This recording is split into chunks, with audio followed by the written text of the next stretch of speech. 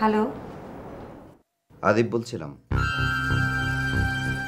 আপনি আমার বাসার ফোন নাম্বার জানলেন কি করে? এ আর কঠিন কি বলেন? আপনি কেন ফোন দিয়েছেন? এমনি কথা বলার জন্য। প্লিজ, আপনি আর আমাকে এখানে ফোন দিবেন না, আমার অসুবিধা হবে।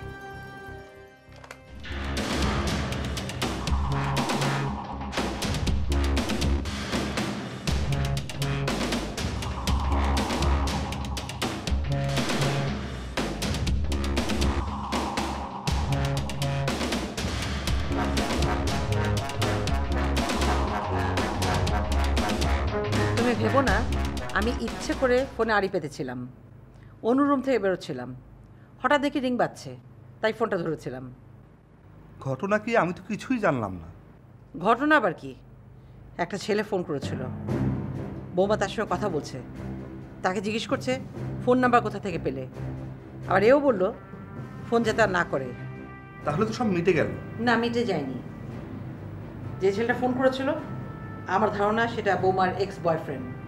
এসব কি হচ্ছে আমি বুঝতে পারছি না। ছেলেটাকে দেখে শুনে বিয়ে দিলাম। মা, এখন আমি আসি।